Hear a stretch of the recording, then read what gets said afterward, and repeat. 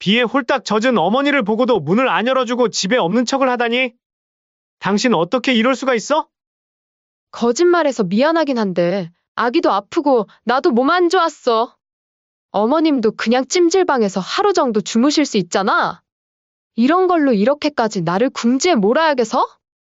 체리나, 정말 실망이야. 우리 엄마가 비 맞고 2시간 동안 문 앞에 서 있었는데 적반하장으로 나온다 이거지? 막말로 당신 없을 때 내가 어머니 모셔야 하는데, 그렇게 중요한 일이면 당신이 오면 됐잖아. 그래서 내가 당신한테 부탁한 거 아니야? 나도 그동안 당신이 우리 엄마 오는 거 싫어하는 거 알아서 엄마 뵙고 싶을 때는 웬만하면 나 혼자 내려갔잖아. 그런데 몸 아프셔서 병원 때문에 서울 오신 거 그거 하나 이해 못 해준다고? 말 잘했네. 당신도 내가 어머니 오시는 거 싫어하는 거 알면서 꼭 우리 집에서 주무시라고 해야 돼. 막말로 당신 엄마지 내 엄마는 아니잖아. 나는 솔직히 좀 불편해. 냄새나고, 눈치 보이고, 나도 피곤해. 그만하자. 나도 이제 너 눈치 보면서 못 살겠다. 이번 사연의 주인공은 경북 안동의 작은 시골 마을에 사는 김명자 씨입니다. 올해 65세의 김명자 씨는 남편 없이 평생 미용실을 운영하며 아들 하나만 바라보고 살아온 여인이었습니다.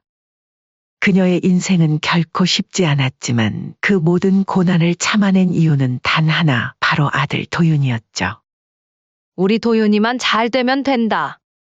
이 한마디가 김명자 씨의 삶을 지탱하는 버팀목이었습니다. 20대 초반 김명자 씨는 반지하 단칸방에서 가위 2자루로 미용사 생활을 시작했습니다.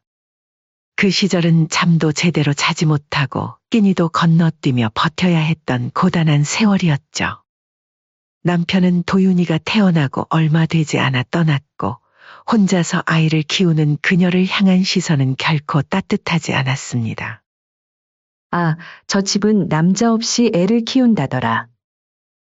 동네 사람들의 수군거림이 등 뒤에서 들려올 때마다 김명자 씨는 그저 애써 무시한 채 상처를 덮고 더 열심히 살았습니다. 비가 오는 날에도 손목에 파스를 붙이고도 단 한 번도 가게 문을 닫은 적이 없었죠. 김명자 씨의 손은 거칠었습니다. 매일 샴푸와 염색약에 담그는 탓에 손가락 사이사이가 갈라지고 겨울이면 피가 나기도 했죠. 하지만 그 손으로 아들 도윤의 머리를 쓰다듬을 때만큼은 세상에서 가장 부드러운 손이 되었습니다. 우리 도윤이 엄마가 공부할 수 있게 해줄게. 넌 꼭 대학 가서 멋진 사람 될 거야. 그렇게 키운 아들 도윤은 정말 엄마의 기대대로 자랐습니다. 지방 고등학교에서 전교 1등을 놓치지 않았고 서울로 올라가 명문대 법대를 졸업했습니다. 그리고 현재는 이름만 대면 다 아는 대형 로펌의 대표 변호사가 되었죠. 아들이 서울로 대학을 가게 되었을 때 김명자 씨는 밤새 울었습니다. 기쁨의 눈물이자 이별의 눈물이었죠. 그녀는 아들의 등록금을 마련하기 위해 집까지 담보로 대출을 받았지만 그 사실을 아들에게는 말하지 않았습니다. 엄마, 용돈 보내드릴게요. 아이고, 무슨 소리야. 너가 열심히 공부해서 잘 되는 거. 그게 효도야.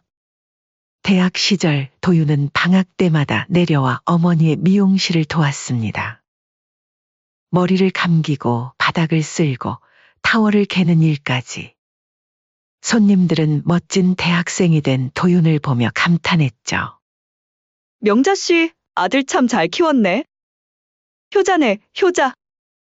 매번 도와주는 아들을 보자 여자 혼자 애 키운다며 손가락질하던 동네 사람들은 그새 입을 싹 닫곤 부러워하기 바빴습니다. 그렇게 세월이 흘러 아들은 서울에서 변호사가 되었고 김명자 씨는 여전히 안동의 작은 미용실을 지키고 있었습니다. 휴대폰으로 아들의 소식을 전해 들을 때마다 그녀의 얼굴에는 행복한 미소가 번졌습니다. 유명 로펌에 들어갔다는 소식, 승진했다는 소식, 그리고 엄마, 저 결혼하고 싶은 사람이 있어요. 김명자 씨는 그 말을 듣는 순간 가슴 한편이 묘하게 저렸습니다. 기쁨과 동시에 찾아온 낯선 불안감이었죠. 그래, 어떤 사람이니? 사진 좀 보내봐.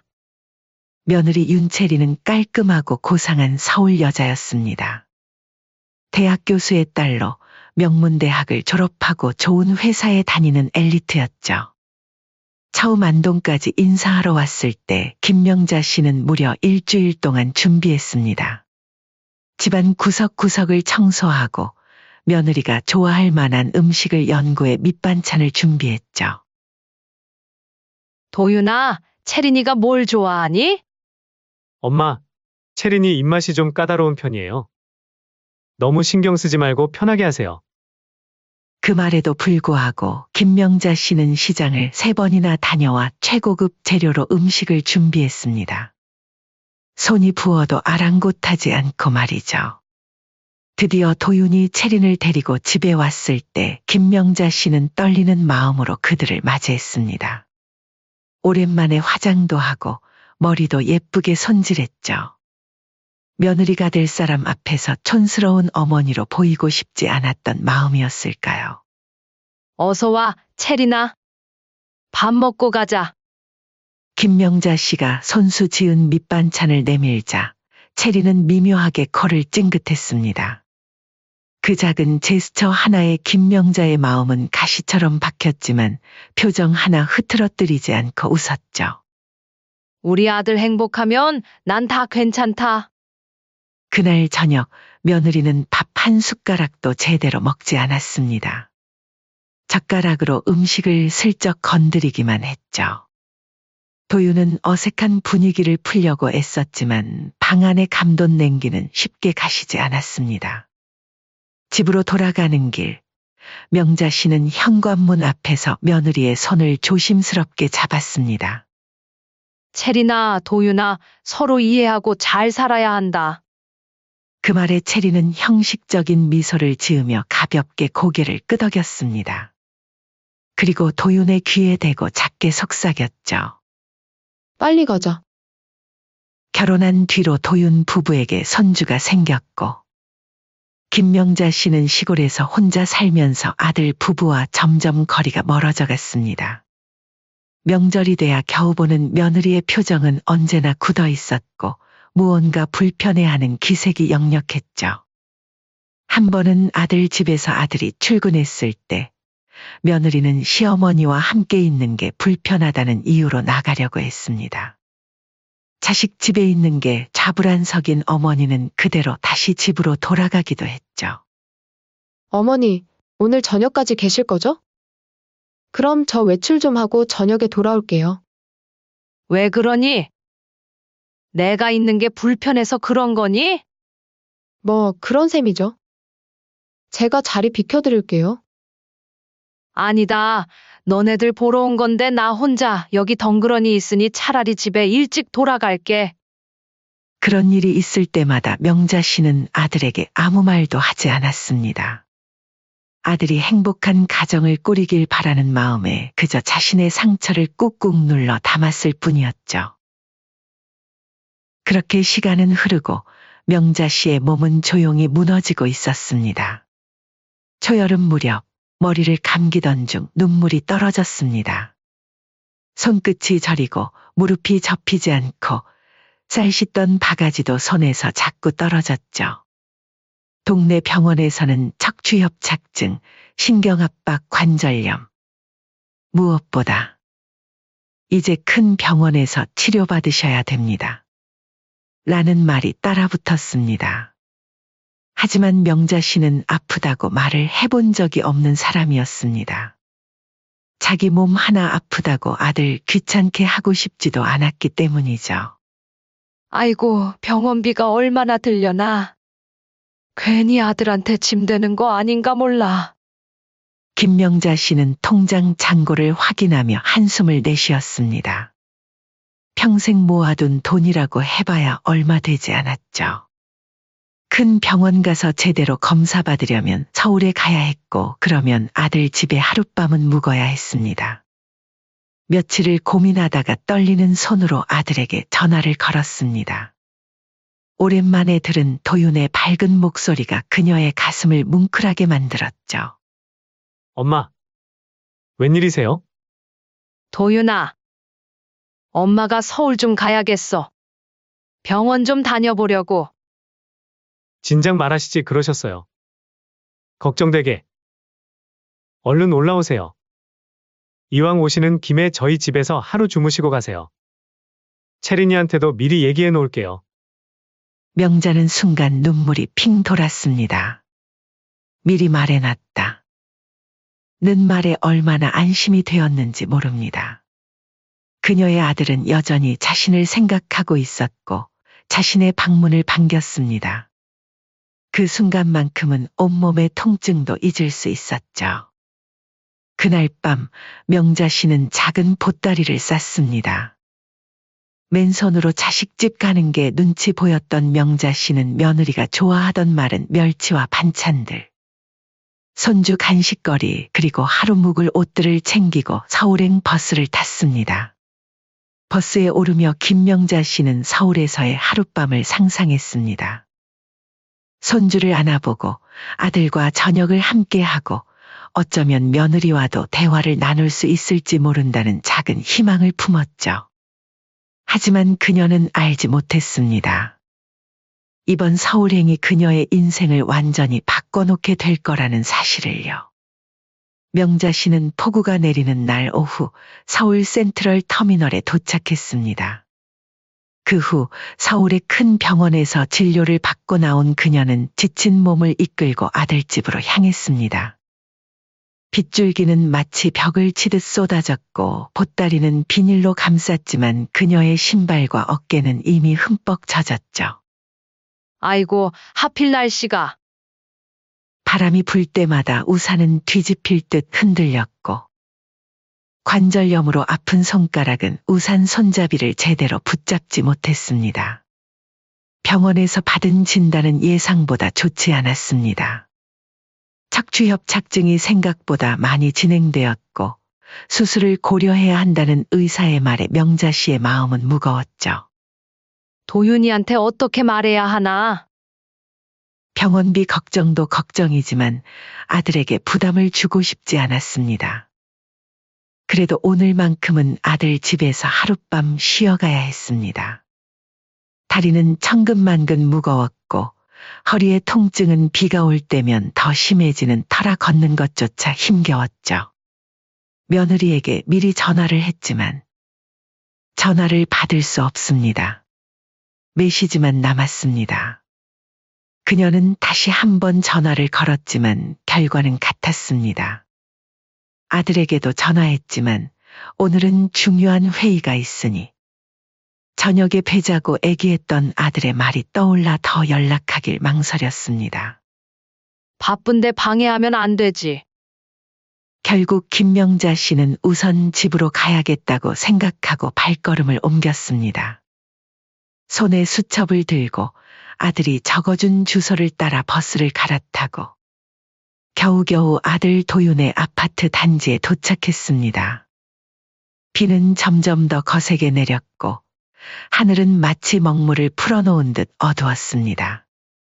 양손에 짐을 가득 들고 있던 탓에 비에 홀딱 젖으며 아파트 단지의 넓은 길을 따라 아들 집으로 향했죠. 101동 1502호. 드디어 건물을 찾아 엘리베이터를 타고 15층에 도착했습니다. 복도에 들어서고 초인종을 눌렀습니다. 한 번, 두 번, 세 번. 그러나 문은 열리지 않았습니다. 그런데 실내에선 TV 소리가 작게 흘러나왔고 거실 불빛이 문틈 사이로 새어나왔습니다. 누군가 분명 집 안에 있었던 겁니다. 명자 씨는 다시 초인종을 눌렀습니다. 손가락이 아파 버튼을 누르는 것조차 고통스러웠지만 이대로 돌아갈 수는 없었습니다. 비는 계속 내렸고 그녀의 머리카락은 이마에 붙었으며 한 손엔 보따리, 한 손엔 수첩을 쥔 채 현관 앞에 서 있었습니다. 이상하네. 사람이 있는 것 같은데. 그녀는 문의 귀를 가까이 대보았습니다. 안에서는 분명 TV 소리와 함께 누군가 움직이는 소리가 들렸습니다. 혹시 아들이 깜빡하고 말하지 않았나 싶어 다시 한번 전화를 걸었지만 여전히 연결되지 않았습니다. 잠시 기다리다 다시 초인종을 눌렀습니다. 그러나 아무 반응도 없었습니다. 아무도 없니? 작게 소리쳐 보았지만 아무 대답도 들리지 않았습니다. 그렇게 폭우 때문에 오도 가도 못하는 김명자 씨는 현관 앞에 2시간 넘게 서 있었습니다. 다리는 이미 저려왔고 허리의 통증은 점점 심해졌습니다. 피는 몸속까지 스며들었고 손가락 관절은 마비된 듯 감각이 없었습니다. 이상하다. 오늘 간다고 분명히 말해뒀었는데. 어디 나갔나? 2시간이 지나고 비 오는 게 조금 줄어들자 그녀는 돌아서기로 마음먹었습니다. 이대로 계속 서 있다가는 병이 더 심해질 것 같았습니다. 그녀의 발걸음은 휘청거렸고 보따리는 무거웠습니다. 물 먹은 신발은 발바닥을 짓눌렀고 각 걸음마다 찰벅 소리가 났죠. 아파트 단지를 나와 거리로 나오자 날은 이미 어두워져 있었습니다. 몇 번 안아본 동네라 어디로 가야 할지 막막했습니다. 그저 불빛이 있는 곳으로 향했습니다. 찜질방이라도 있으면. 눈이 침침해 간판을 제대로 읽기도 힘들었지만 그녀는 필사적으로 찜질방을 찾아다녔습니다. 마침내 골목 구석에서 찜질방을 발견했고 그녀는 안도의 한숨을 내쉬었습니다. 그렇게 겨우 찜질방을 찾아 들어갔고 몸보다 마음이 먼저 식어 있었습니다. 찜질방 안으로 들어서자 따뜻한 온기가 그녀를 감쌌지만 마음의 한기는 가시지 않았습니다. 많이 젖으셨네요. 수건 여기 있어요. 직원이 건넨 수건으로 얼굴을 닦으며 김명자 씨는 목이 메었습니다. 이렇게 낯선 사람에게서 받는 작은 친절이 오히려 가슴을 아프게 했습니다. 젖은 옷을 갈아입고 구석방 따뜻한 온돌 위에 조심히 누우며 눈을 감았습니다. 그 시각 퇴근한 아들 도윤은 현관문을 열며 집 안을 둘러봤습니다. 이상하다 분명. 엄마 오신다고 하셨는데? 거실을 둘러보았지만 어머니는 없었습니다. 그는 무언가 이상하다고 느껴 즉시 어머니에게 전화를 걸었습니다. 어머니는 조용히 말했습니다. 집에 아무도 없더라. 괜히 귀찮게 할까봐 찜질방 왔다. 아들 도윤의 눈썹이 찌푸려졌습니다. 이상하다. 채린이가 약속도 없었고 폭우 와서 어디 나가진 않았을 건데? 그리고 어머니 온다고 제가 어제 말해뒀거든요. 전화를 끊고 이상하다 느낀 아들 도윤은 홈캠 저장 영상을 확인했습니다. 아기 때문에 설치해둔 홈캠이었습니다. 영상을 되감아 보다가 그는 믿을 수 없는 장면을 보았습니다. 비에 흠뻑 젖은 어머니가 보따리를 들고 초인종을 누르며 문 앞에 서 있는 장면이 인터폰 화면을 통해 보였습니다. 그리고 화면 속에는 며느리 채린이 인터폰 화면을 바라보는 모습도 담겨 있었습니다. 아내가 이 장면을 보고도 문을 열지 않았다는 사실. 거실 불이 켜져 있고 TV도 켜져 있는 상황에서 말입니다. 도윤의 얼굴에서 핏기가 빠져나갔습니다. 가슴 한켠이 무너져 내리는 듯한 느낌이었습니다. 그는 영상을 다시 한번 돌려보았습니다. 어머니가 현관 앞에서 기다리는 동안 채리는 실내를 걸어다니며 TV 소리를 줄이고 숨죽이고 있었습니다. 그리고 명자 씨가 되돌아가는 걸 확인하자 서둘러 집 밖으로 나가는 모습이 보였죠. 멈춰있던 도윤의 눈빛이 변했습니다. 평소 차분하고 이성적이던 그의 눈빛이 서서히 분노로 일렁이기 시작했습니다.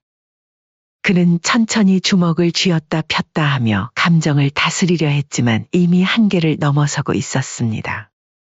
도윤은 아내에게 전화를 걸었습니다. 그러나 전화는 연결되지 않았고 그는 곧바로 찜질방으로 향했습니다. 비는 여전히 내리고 있었지만 그에게는 더 이상 중요하지 않았습니다. 그저 어머니를 빨리 만나야 한다는 생각뿐이었습니다. 비를 맞으며 찜질방으로 향하는 도윤의 발걸음은 점점 빨라졌습니다. 그의 마음속에는 어머니에 대한 미안함과 아내에 대한 분노가 뒤섞여 있었습니다. 엄마, 미안해요. 제가 미리 확인했어야 했는데. 찜질방에 도착한 도윤은 어머니를 찾았습니다. 김명자 씨는 구석방에서 웅크리고 누워 있었습니다. 엄마, 아들 도윤이 다가가자 명자 씨는 놀란 듯 몸을 일으켰습니다. 도윤아, 웬일이야? 모시러 왔어요. 집에 가요, 엄마. 명자 씨는 고개를 저었습니다.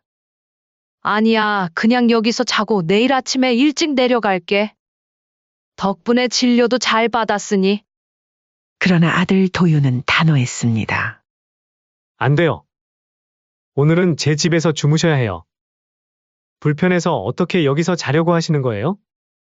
명자 씨는 아들의 표정을 보고 무언가 달라졌음을 느꼈습니다.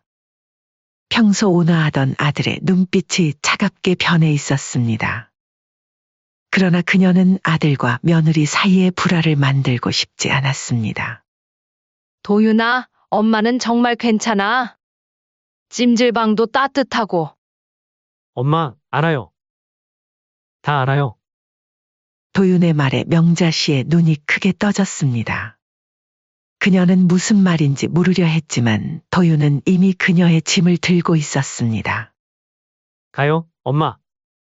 오늘은 우리 집에서 주무세요. 그렇게 밤 11시가 넘은 시각 김도윤은 찜질방에서 어머니를 직접 데려왔습니다. 차 안에서 내내 침묵이 흘렀습니다. 도윤은 운전대를 꽉 쥔 채 앞만 보고 있었고 김명자 씨는 창밖을 바라보며 무언가 말하고 싶었지만 입을 열지 못했습니다. 도윤아, 정말 괜찮아. 엄마는 아니에요, 엄마. 제가 괜찮지 않아요. 도윤의 단호한 말투에 김명자 씨는 더 이상 말을 잇지 못했습니다. 차 안의 공기는 무거웠고 빗소리만이 둘 사이의 침묵을 채웠습니다. 아파트에 도착해 현관문을 열자 어머니는 아무 말 없이 조용히 보따리를 안고 소파 한켠에 앉았습니다. 소파에 앉아 아이를 재운 뒤 TV를 보며 무덤덤한 얼굴로 말했습니다. 어머? 어머니 오셨어요? 생각보다 늦게 오셨네요? 당신 언제 집 왔어? 아까는 전화도 안 받고. 아니, 나 잠깐 낮잠 자고 있었는데 어머니가 안 오시길래 잠깐 친구 만나고 왔지. 그 사이 집에 온 며느리 채린의 말이 도윤의 가슴에 비수처럼 꽂혔습니다. 마치 아무것도 모른다는 표정을 하는 며느리를 보자. 그 순간 아들 도윤의 마음속에서 무언가가 끊어지는 소리가 들리는 듯했습니다. 도윤은 멍하니 며느리 채린을 바라보다 단호하고 낮게 말했습니다. 오늘 엄마 왔다가 너가 문을 안 열어줘서 찜질방 가신 거 내가 모셔왔어. 아까 너가 엄마 온 거 몰랐다고 말했지? 다시 한번 물어볼게.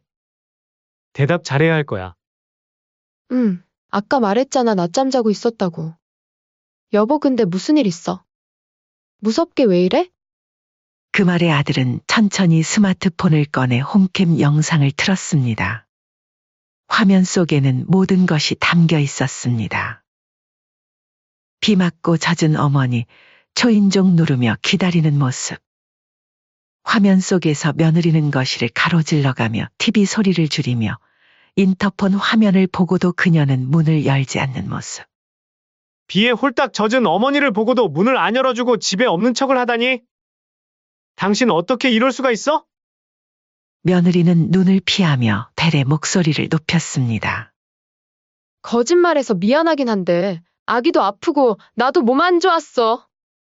어머님도 그냥 찜질방에서 하루 정도 주무실 수 있잖아. 이런 걸로 이렇게까지 나를 궁지에 몰아야겠어?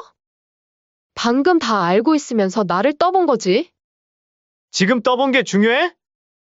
당신 정말 실망이야. 우리 엄마가 비 맞고 2시간 동안 문 앞에 서 있었다고? 며느리 체리는 눈을 굴리더니 팔짱을 끼고 말했습니다. 막말로 당신 없을 때 내가 어머니 모셔야 하는데 그렇게 중요한 일이면 당신이 오면 됐잖아. 그래서 내가 당신한테 부탁한 거 아니야? 나도 그동안 당신이 우리 엄마 오는 거 싫어하는 거 알아서 엄마 뵙고 싶을 때는 웬만하면 나 혼자 내려갔잖아.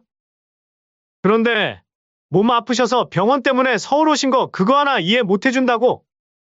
말 잘했네. 당신도 내가 어머니 오시는 거 싫어하는 거 알면서 꼭 우리 집에서 주무시라고 해야 돼. 아들은 그동안 명절마다 어머니가 서울에 올 때마다 보였던 아내의 불편한 표정들이 떠올랐습니다. 당신 엄마지 내 엄마는 아니잖아? 나는 솔직히 좀 불편해. 냄새나고, 눈치 보이고, 나도 피곤해. 그 말에 아들 도유는 테이블을 쾅 치며 소리쳤습니다. 매번 자주 찾아오시는 것도 아니고 병원 때문에 하루 묵고 가시는 건데? 이렇게까지 매정하게 해야 되는 거야? 우리는 가족 아니야? 내가 너네 엄마한테 막대한 것도 아니고 그냥 못 본 척한 거잖아. 왜 이렇게 예민하게 굴어? 못 본 척? 어머니가 인터폰 화면에 비치는데? 그래, 봤어? 근데 별로 좋은 기분이 아니었어. 나도 하루 종일 애 보느라 힘들었다고. 아들 도유는 숨을 고르려 애썼습니다. 이성을 잃어서는 안 된다고 생각했지만 가슴속에서는 이미 불길이 타오르고 있었습니다. 명자 씨는 소파 한켠에 앉아 아들 부부의 말다툼을 듣고 있었습니다. 그녀의 눈에는 눈물이 맺혔지만 흘리지 않으려 애썼습니다. 아들이 자신 때문에 부부싸움을 하는 것이 마음 아팠습니다. 도윤아, 며느라, 그만해라. 엄마는 정말 괜찮아. 찜질방도 따뜻하고. 하지만 아들 도유는 이미 돌아설 수 없었습니다. 어릴 적 미용실에서 늦게까지 일하며 자신을 키워온 어머니의 모습이 떠올랐습니다. 비가 오나 눈이 오나 아파도 미용실 문을 열었던 그 헌신. 그리고 오늘 그 어머니가 비에 흠뻑 젖은 채 자신의 집 앞에서 2시간 동안 떨고 있었다는 사실. 엄마는 단 한 번도 나한테 기대지 않으셨어. 손 터지고 몸 망가져도 당신이랑 나 잘 되라고. 그 몸 하나로 버티신 분이야. 그런데 내가 한 번이라도 진심으로 그 손 한 번 잡아봤냐? 우리 가족을 대체 뭘로 보는 거야? 당신 같으면 이렇게 우리 가족을 무시하는 사람하고 같이 살 수 있겠어? 그래서 뭐? 지금 이혼이라도 하겠다는 거야? 애는 어쩌고? 이렇게까지 화낼 일이야? 도윤의 눈빛이 흔들렸습니다. 아내의 말이 그의 마음 한켠을 찔렀습니다. 그들 사이엔 어린 아이가 있었고 그동안 나름 평화롭게 살아왔습니다. 하지만 오늘 밤의 일은 그가 참을 수 있는 한계를 넘어섰습니다. 그 순간 도윤은 자리에서 일어났습니다. 그리고 생각지도 못한 말을 꺼냈습니다. 그래! 이혼까지 생각하고 있어. 며느리 체린의 눈이 커졌습니다. 뭐? 진짜 그렇게까지? 엄마한테 제대로 사과하지 않으면 더는 가족으로 못 살아. 하지만 체리는 끝까지 고개를 숙이지 않았습니다. 잘못은 있지만 그 정도는 아니었다는 표정. 심지어 마지막엔 이렇게 말했습니다. 어머님, 그거 잠깐 서 있었다고 아들한테 쪼르르 달려가서 이르신 거예요. 도윤은 그 말에 더욱 분노했습니다. 엄마한테 지금 화내는 거야? 일렀다고? 기가 차네. 오히려 반대야. 어머니는 그 와중에도 우리 싸울까봐 아무 말도 안 하셨어. 뭔가 이상하다 싶어서 내가 알아본 거지. 그래, 내 잘못이야. 내가 죄인이네. 미안해요. 어머님 이제 됐죠? 체리나, 내가 그동안 당신을 잘못 본 것 같다. 우리 이제 각자의 길을 가는 게 좋겠어. 며느리 체리는 경악했습니다. 정말 이런 일로 우리 가정을 깨려고 해? 당신 미쳤어? 도윤은 차분하게 대답했습니다. 이런 일이라고 표현하는 내 태도가 모든 걸 말해주고 있어. 내 어머니가 2시간 동안 비 맞고 기다리는 걸 이런 일로 치부하는 사람과는 더 이상 살 수 없어. 체린의 얼굴이 창백해졌습니다. 그제야 상황의 심각성을 깨달은 듯 했습니다. 그래, 알겠어, 알았다고. 미안해. 다시는 이런 일 없을게. 그날 밤 체리는 아이를 데리고 작은 방으로 들어갔고 도윤은 어머니를 모시고 안방에서 잤습니다. 아파트는 조용했지만 그 안에는 이미 돌이킬 수 없는 균열이 생겨버렸습니다. 다음 날 아침 김명자 씨는 일찍 일어나 집을 정리하고 있었습니다. 아들과 며느리 사이에 자신 때문에 생긴 갈등이 마음에 걸렸습니다. 엄마, 죄송해요. 일단 상황이 복잡하니까 조만간 제가 찾아뵐게요. 그때 며느리가 거실로 나왔습니다. 눈이 붓고 얼굴이 창백했습니다. 밤새 울었던 모양이었습니다. 우리 이러지 말자. 내가 정말 미안해. 그렇게 면리로 며느리의 만류에도 불구하고 이혼은 생각보다 빨랐습니다. 내가 원하는 조건으로 합의 이혼 안 하면 소송까지 할 생각이야. 좋게 이혼할래? 아니면 소송까지 갈래? 체리는 그제야 상황의 심각함을 깨달았습니다. 하지만 이미 늦었습니다. 도윤의 결심은 이미 확고했고 그의 눈에는 더 이상 사랑의 기색이 없었습니다. 그날 저녁 아들은 어머니에게 연락했습니다. 엄마, 이제 서울로 올라오세요. 제가 집 마련해 드릴게요.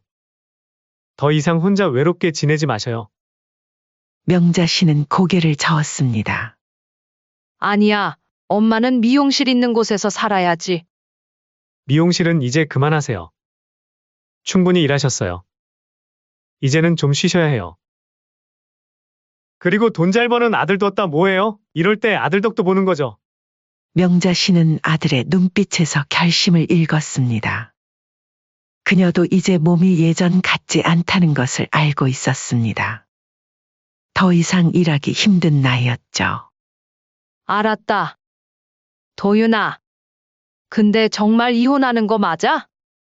아들 도윤은 단호하게 대답했습니다. 엄마, 이건 엄마 때문이 아니에요. 어제 일은 그저 마지막 계기였을 뿐이에요. 이미 오래전부터 체린이와의 관계는 틀어져 있었어요. 저도 엄마를 볼 때마다 와이프 눈치 보기도 싫고요.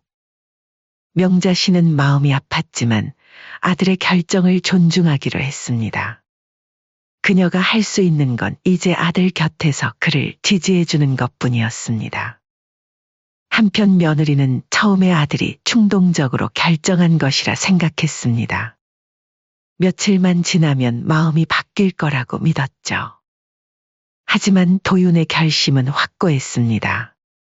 그의 눈빛에서 더 이상 감정의 흔들림은 찾아볼 수 없었습니다. 그 뒤로 몇 달이 흘렀습니다. 며느리는 결국 본가로 돌아갔지만 이미 사돈어른도 사위의 분노에 충격을 받았고 그녀의 편을 들어주지 않았습니다. 대학 교수였던 그녀의 아버지는 딸의 행동을 이해할 수 없었다는 표정으로 고개를 저었습니다. 어떻게 그럴 수 있니? 엄마? 엄마는 제 편 들어주셔야죠. 앵간해야 네 편을 들지 기집애야. 빨리 가서 무릎 꿇고 빌어. 변호사 사위 들어와서 좋았다 했는데 결국 이 꼴이 나는구나. 안사돈도 그저 한숨만 내쉴 뿐이었습니다. 명문과 자부심이 강했던 그들에게 이혼은 큰 상처였지만 딸의 행동을 변호할 수는 없었습니다. 생활비도 모두 끊겼습니다. 그동안 도윤이 경제적으로 모든 것을 책임져 왔기에 체리는 갑작스러운 변화에 적응하기 힘들었습니다. 자신의 행동이 이렇게 큰 결과를 가져올 줄은 상상도 못했던 것이죠. 그 사이 도윤의 로펌은 급속도로 성장했습니다. 이혼 후 그는 일에 더욱 몰두했고 그의 열정과 재능은 빛을 발했습니다. 인터뷰에서 그는 당당히 말했습니다. 모든 성공은 어머니의 손끝에서 시작됐습니다. 그 기사에 김명자의 이름은 등장하지 않았지만 신문을 읽으며 그녀는 조용히 웃었습니다. 그러던 어느 날 명자 씨는 아들의 제안대로 서울로 올라왔습니다. 오랜 고민 끝에 내린 결정이었습니다. 처음에는 미용실을 떠나는 것이 쉽지 않았습니다. 평생을 바쳐온 그곳을 떠난다는 것은 자신의 일부를 떼어내는 것과 같았으니까요. 하지만 이제 몸이 예전 같지 않다는 것을 그녀도 알고 있었습니다. 손가락 관절은 점점 굳어가고 허리 통증은 날이 갈수록 심해졌습니다. 결국 그녀는 수락했습니다. 아들이 구해준 아파트는 그의 집에서 걸어서 10분 거리에 있었습니다. 작지만 햇볕이 잘 드는 아늑한 집이었죠. 아들은 매일 저녁 퇴근길에 어머니를 찾아와 함께 식사했고 주말에는 그녀를 데리고 여행을 다니기도 했습니다. 서울 생활은 쉽지 않았지만 김명자 씨는 천천히 적응해 갔습니다. 아들 덕분에 좋은 병원에서 치료를 받으며 건강도 조금씩 나아졌고 아파트 단지 내 노인회관에서 새로운 친구들도 사귀었습니다. 그렇게 시간이 조금 더 흐르고 예상치 못한 일이 벌어집니다. 어느 날 낮 현관 초인종이 울렸습니다. 명자 씨는 막 점심을 먹고 설거지를 마친 참이었습니다.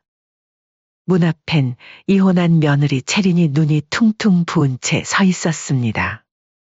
어머님, 죄송해요. 제가 그땐 너무 몰랐어요. 도윤 씨 마음 이제 알겠어요. 다시 한 번만 얘기 좀 해주실 수 없어요? 제 말은 절대로 안 듣더라고요. 제발요. 명자 씨는 문간에 선 채 채린을 바라보았습니다. 채린은 명자 씨의 침묵에 더욱 다급해졌습니다. 그녀는 무릎을 꿇었습니다. 제발요. 제가 정말 잘못했어요. 그땐 제가 너무 이기적이었어요. 어머님께 그런 대접을 해서. 지금 생각하면 제가 왜 그랬나 싶다니까요. 김명자 씨는 한동안 아무 말도 하지 않았습니다. 그녀의 마음속에는 복잡한 감정이 교차했습니다. 분노도, 연민도, 그리고 무엇보다 아들을 생각하는 마음이 컸습니다. 도윤이한테 미안하면 그냥 멀리서 조용히 살거라. 채리는 아무 대답도 못하고 울기만 했습니다. 그녀의 어깨가 흔들렸고 그 모습이 안쓰럽기도 했지만 김명자 씨는 더 이상 마음을 열지 않았습니다. 아들이 겪을 또 다른 상처를 생각하니 그럴 수 없었습니다. 명자 씨는 문을 열지 않았습니다. 그리고 문틈으로 한 줄기 가을 햇살만 스며들고 있었습니다. 아이 때문에 걱정인 거면 도윤이가 잘 키울 거야. 우리 도윤이는 그런 아이니까. 채리는 절망적인 눈으로 김명자 씨를 바라보았습니다. 하지만 이미 모든 것이 늦었습니다. 그녀는 천천히 일어나 눈물을 닦았습니다. 알겠습니다. 죄송했습니다, 어머님. 그렇게 채리는 돌아섰고 김명자 씨는 그녀의 뒷모습을 바라보며 한숨을 내쉬었습니다. 한때는 아들의 아내였고 손주의 어머니였던 사람. 하지만 이제는 그저 지나간 인연일 뿐이었습니다. 그날 저녁 김도윤은 어머니에게 집 근처 일식당에서 저녁을 함께 하자고 전화를 했습니다. 엄마, 새우장 좋아하셨죠? 그 집 예약했어요. 모시러 갈게요. 저녁 식사 자리에서 도윤은 어머니에게 물었습니다. 엄마, 오늘 기분이 좋아 보이시네요. 무슨 좋은 일 있으셨어요? 아니, 그냥 오늘 날씨도 좋고 너랑 맛있는 거 먹으니까 기분이 좋아진 것 같아. 도윤은 웃으며 어머니의 손을 꼭 잡았습니다. 엄마, 정말 감사해요. 내가 이렇게 행복한 건 다 엄마 덕분이에요. 명자 씨는 아들의 손을 바라보았습니다. 그 따스한 손길에서 평생 일하며 고생했던 자신의 모든 희생이 보상받는 기분이었습니다. 그녀의 눈가에 작은 눈물이 맺혔지만 곧 행복한 미소로 바뀌었습니다. 아니야, 도윤아. 엄마가 더 고마워. 창밖으로 저녁 노을이 아름답게 펼쳐지고 있었습니다. 김명자 씨는 그 풍경을 바라보며 생각했습니다. 인생의 긴 여정 끝에 이제 그녀는 진정한 행복을 찾아가고 있었습니다. 더 이상 누구의 눈치도 보지 않고 아들과 함께하는 평화로운 나날들. 그것이야말로 그녀가 평생 바라왔던 진짜 행복이었습니다. 서울의 밤은 깊어갔고 김명자 씨의 마음속에선 따스한 봄날이 피어나고 있었습니다.